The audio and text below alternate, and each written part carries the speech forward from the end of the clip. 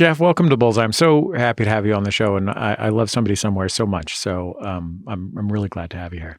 I am genuinely honored to be here.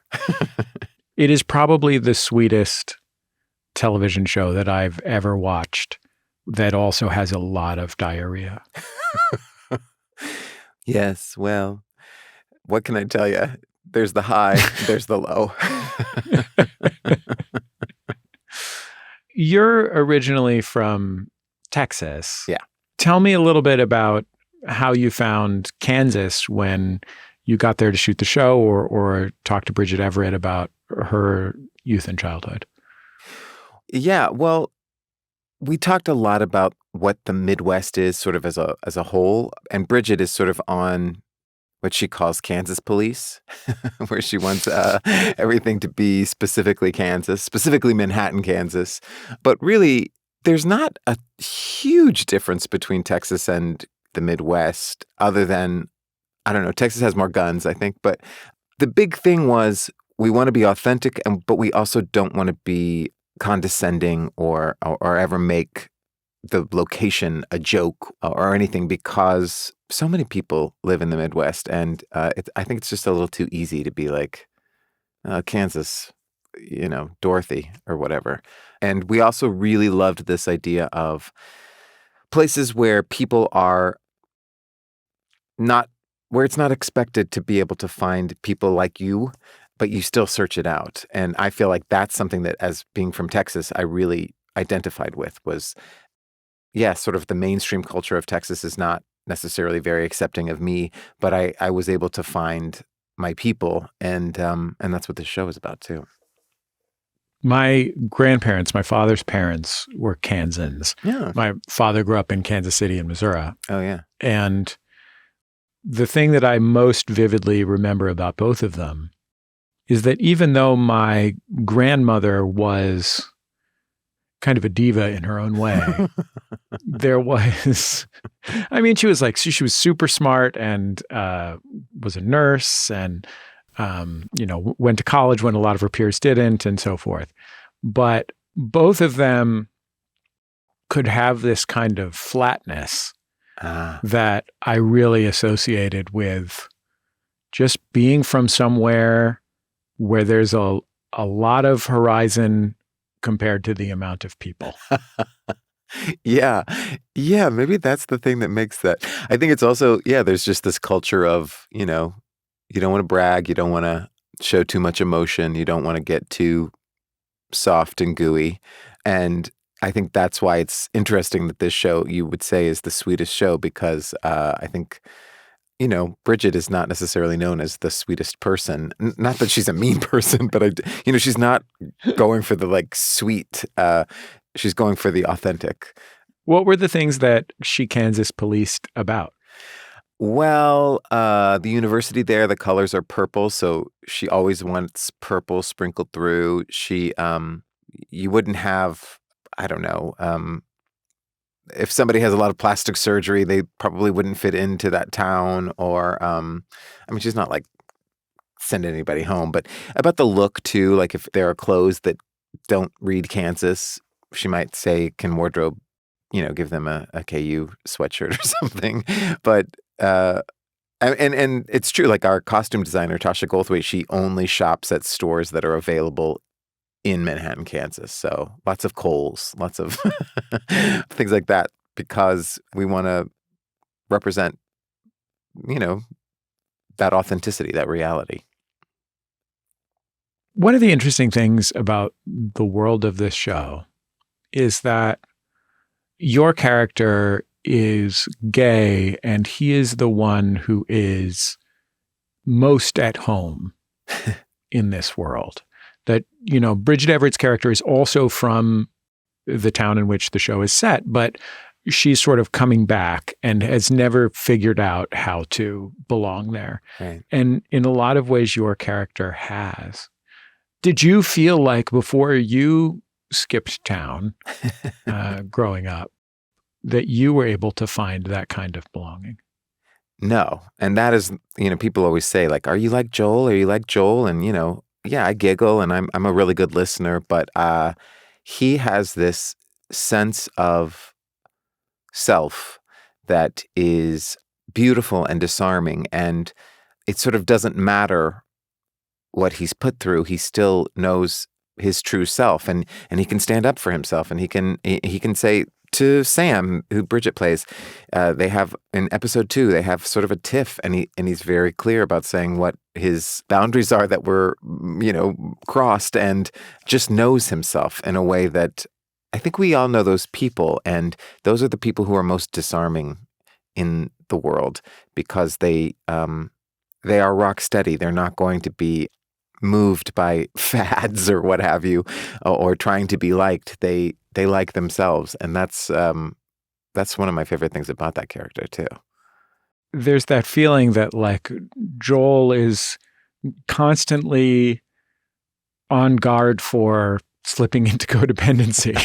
You know what I mean? I know. Here I just said like he always knows he's always rock steady, and that's so true. It's and that part I really identify with, because he does sort of worship Sam, and he is always basking in her glow, and he's one of the few people who can actually see her glow and wants to feel it.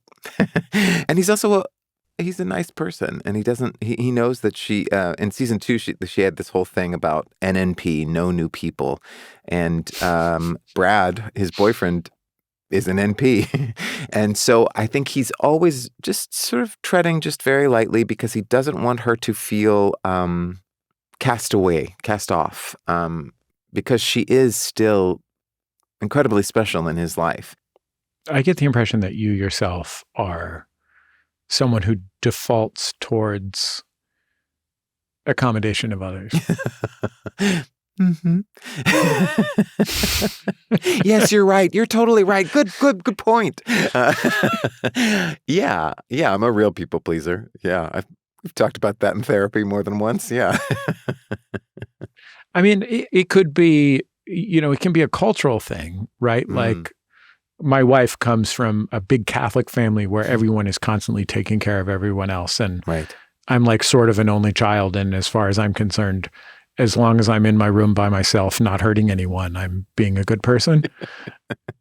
But also I think like, years ago, I had my friend Dave Holmes on this show, who's a wonderful now writer, longtime television host. Yes. And he grew up in the Midwest in St. Louis and wasn't out as gay until he was into his 20s, not even public. I mean, he was hosted on MTV without being out for many years.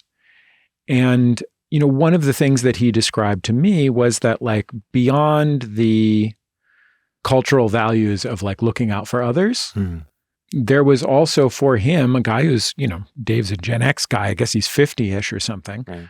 But like he grew up in a generation in a place where being good at accommodating others, always needing to read the room, always needing to know what everyone else needed to feel comfortable was something that he had to do to feel not just emotionally, but also physically safe. Yeah. Oh, I completely identify with that. There's that idea of fight, flight, or freeze. And there's a fourth one called fawn, where you flatter and you accommodate and you, I'm going to make you like me by being whatever you want me to be. And I definitely have that. I don't think Joel is, at least not as bad as me. I think he definitely wants to accommodate and please, but I don't think he would give himself up in the way that I sometimes do, just to try and make the rough edges smooth. How has that tendency towards the fawn revealed itself in your life? Well, I will tell you, it's made me a really good guest star on sitcoms.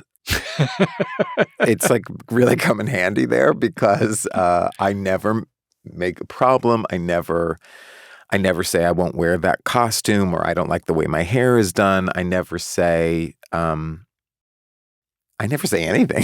I just sit there and wait till they tell me to talk, and then I talk.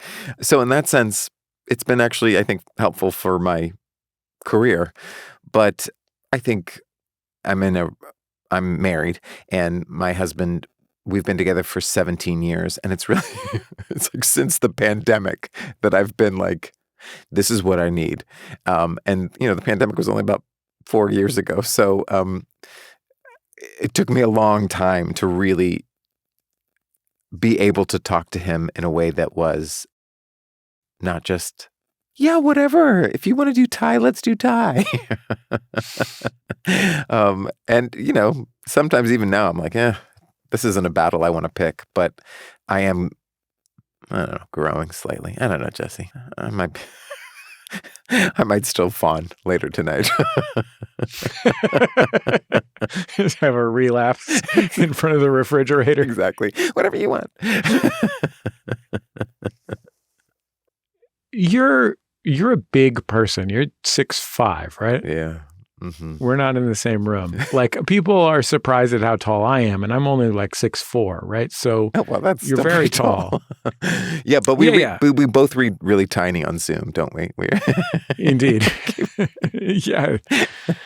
But 6'5" is really big, and you're not.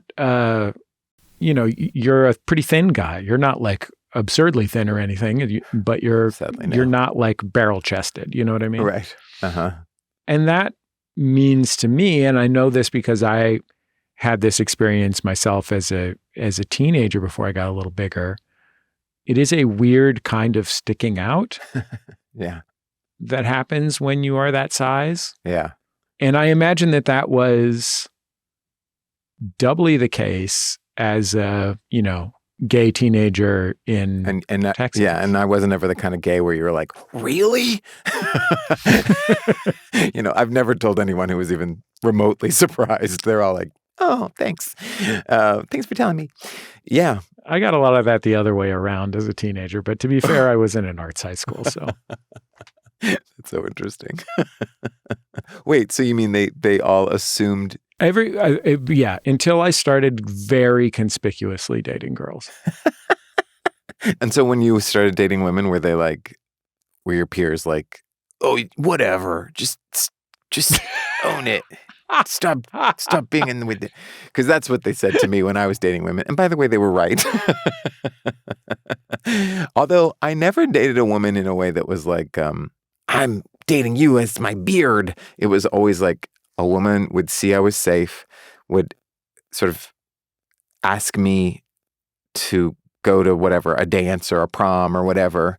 And I just didn't want to say no and hurt her feelings. So once again, I was fawned into a heterosexual relationship. How long into your life did that take place? Oh, my sophomore year of college was the last time I dated someone. She really wanted to continue dating, and I said, I cannot do it anymore. And then I left to go study abroad so that I could just get away. And then I told myself, you cannot date any more women. And then I started coming out slowly to people then. And again, everyone was like, yeah, we know. So like, I'm only a few years younger than you, but I grew up in San Francisco, and, I went to Episcopalian church, and our bishop was gay. My godfather is gay. It was endemic. It was like a big part of the culture of going to church where I lived. Wow. To what extent was that the case in your life as a kid? I mean, even including, I don't know, what you might call unspoken gayness. Oh, I mean, it was all unspoken. No one was out. No one was, certainly no one was proud if they were outhead. There was someone in our church who was arrested for, what do you call it, solicitation or what have you, in a park. So that was kind of it. And there wasn't a lot of talk of like gay is evil. There was just no talk of gay at all. It was so, it was like a whispered thing. It was not discussed.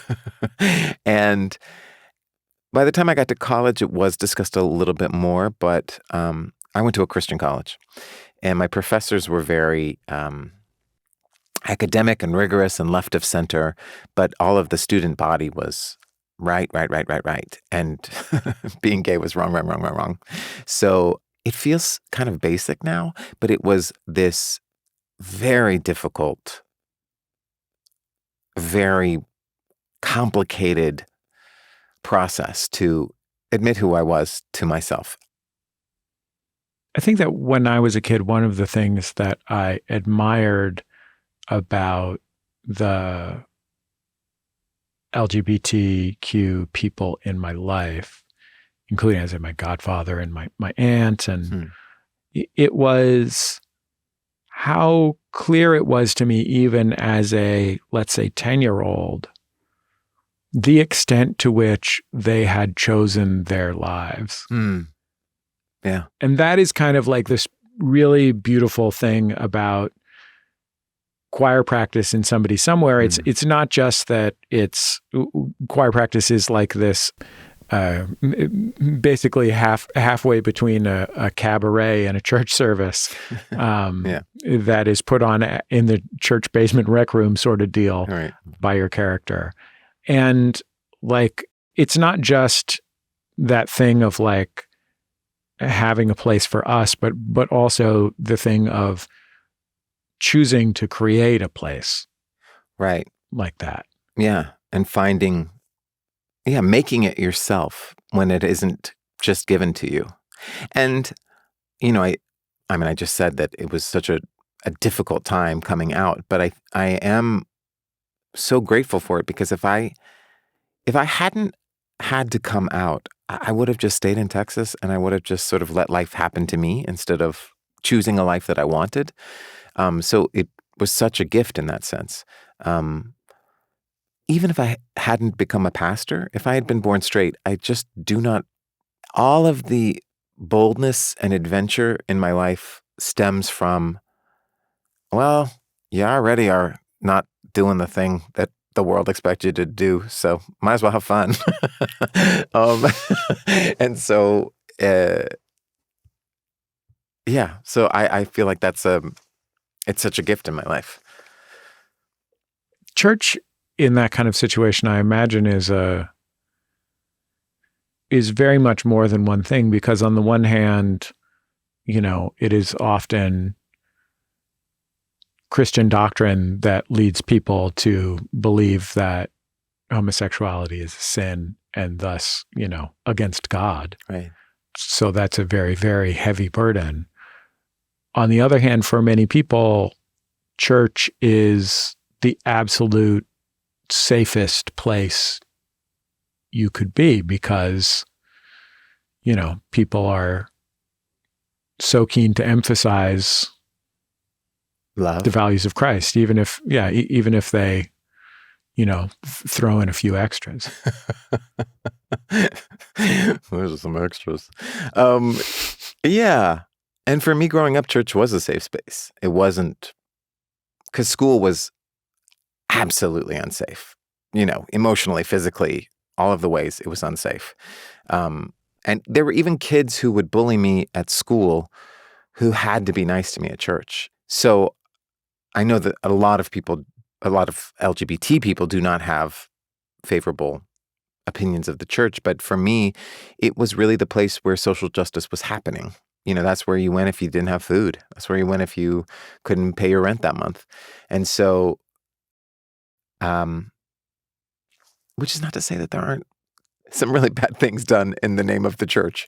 I just happened to be at one that was really wanting to do good things for the world. And I'm so grateful for that.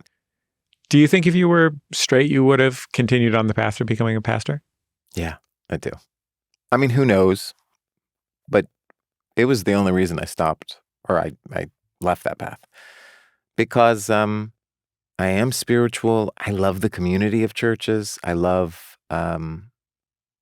my tradition, which is like the sort of liberal faction of the Lutheran, the ELCA. They feel called to do things for people, to help people, to serve people. And I don't think there's anything wrong with that. So, yeah, I think I probably would have been. Was your character on the show religious before you were cast in the part? Yes. And it's so wild. There are so many truly out there coincidences of, there were so many that this is like a joke I always say when I'm doing press, and I apologize to repeat it, but it felt like they wrote it for me, and they have explicitly told me they did not. But it does feel like it was for me. And I took this class from the head of ABC casting, and it was like an audition class to audition for pilots. And she was saying, like, if you got a role in a pilot, they're thinking you might be playing this role for 7 to 10 years. So they really want to make sure that you're like the character. And when you get a character that you really like, that's when you'll book that role. And I was like, oh, no, they don't write people like me. They don't write anybody like me. And so when that came along, it felt so exciting, because I grew up in the church. That was clear from the pilot. He wanted a Vitamix in episode 2. I made a vision board and I put a Vitamix on it. In my life. He has a vision board with a Vitamix on. It's not. They wrote that. It's not just the desire to have a Vitamix. There's 2 elements here. It's shocking. It's shocking. I drove a Buick LeSabre when I lived in Denver. He drives a Buick LeSabre. I had a stress rash in junior high. He has a stress rash. I didn't tell them any of that. Now, they have written some to me, like he gets his steps because I like to get steps and things like that. But so many bizarre coincidences that, falling back into my love of faith, which now sort of branches out into sort of hippy-dippy universal, whatever, astrology or whatever. It feels, to borrow a word from my husband's tradition, it feels like beschert. Meant to be. I went to see an improv show the other day. And it was a group called Dinosaur that Paul Scheer put together. Oh, yeah. All the old people. Yeah. Yeah. And it was such a wonderful, hilarious show. And it was people that I had watched do improv at the Upright Citizens Brigade when my wife was in college at Sarah Lawrence in, 2000 or something, more than 20 years ago. And as I was watching it, the first thing was, I just was like, oh, all these people are so wonderful at what they do. And I know that you basically signed up for UCB classes the day you wandered into New York City. Yeah, truly. But something else that I noticed that I probably didn't nearly as much notice 20 years ago was what a straight white dude scene it was. And let me tell you, it really was 20 years ago. Right. I mean, that's and I don't mean that as to, Paul has incorporated a lot of people that he didn't know 22 years ago in order to help counter that. But it occurred to me that all these Seth Morrises, who I admired so much as a 19-year-old and still admire today, were all straight white dudes. Yeah. And I wonder what it was like for you, who, ended up being for a very long time an instructor at the UCB as well, to be in that world. It changed in later years to some extent, but especially at the beginning, was very much like that. Yeah, it really was. When me, a cisgendered white male, is considered diversity, it's wonky. It was, in retrospect, I see all of these problems. And no one was overtly homophobic or overtly sexist or overtly racist, but there was just this idea that humor is objective. And so if you didn't do your improv in the same way that the artistic director, who was, in my experience until much later, always a straight white man, if you didn't improvise in the way that he did, then you were considered not funny. And so when I started out, I was the only gay person on a Herald team. That's their house teams, for several years. And so I didn't do my humor. I did their humor. I knew what they thought was funny. And so I performed that sort of thing instead of doing what I thought was funny. There's an example that, one time I referenced Wicked, a hot topic right now as the film is coming out. And my coach said, You can't do things that are that niche. It's too specific. People don't know what that is. And Wicked had been on Broadway for maybe 3 or 4 years at that point. And in that same show, we did repeated scene after scene after scene of Legend of Zelda references, which to my mind is quite niche as well and not something that I am familiar with, but they were all very familiar with that. And so that's our Wicked. Yeah. And, I don't want people to not make references to The Legend of Zelda, but when you can only make those sorts of references, it does get a little frustrating.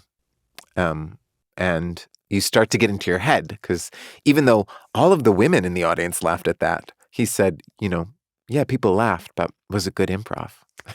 And you have to, really wrestle with that.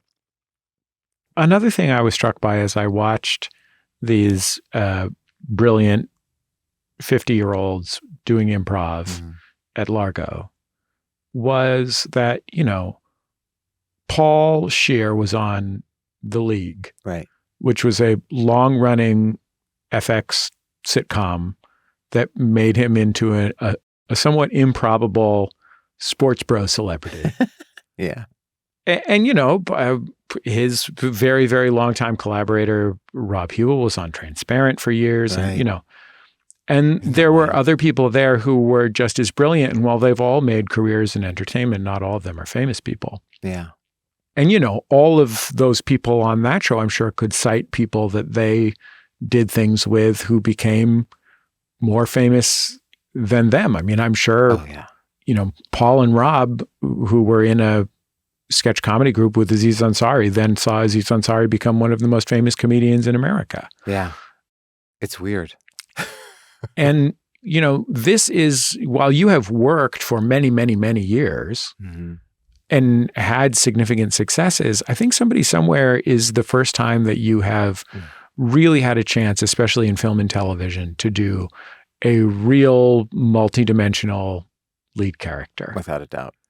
Without a doubt. Like there's been a lot of television commercials in which you picked up an intercom telephone and said something slightly sassy into it and then hung it up.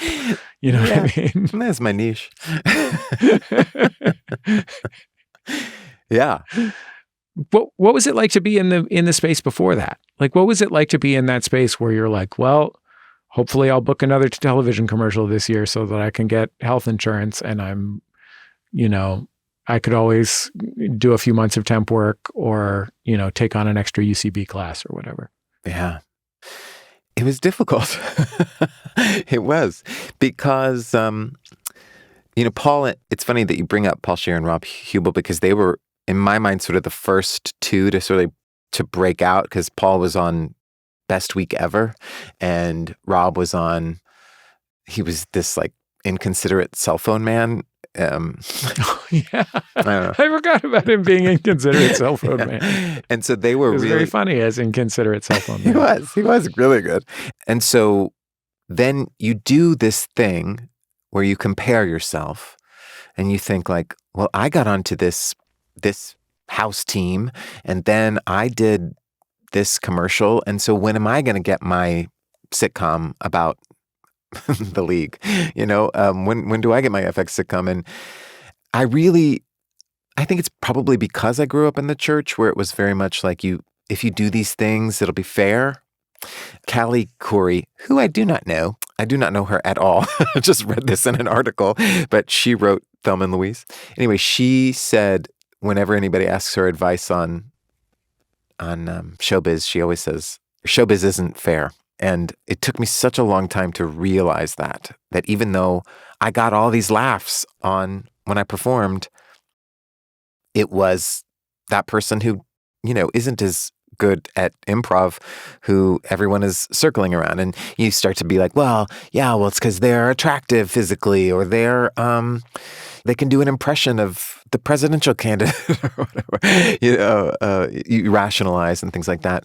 But then I moved to LA because I thought, if I just move to LA, that's where I'll do it. And I had a long distance relationship with my now husband, and I spent all of this money that I had made doing a series of Snickers commercials, and I spent 4 years there, and I got a couple guest star roles that I had already, on the same level that I'd gotten when I was in New York. And I didn't book a pilot. I didn't book a TV show. I didn't get to a place where I could perform how I knew I could perform, and where I could pay my bills.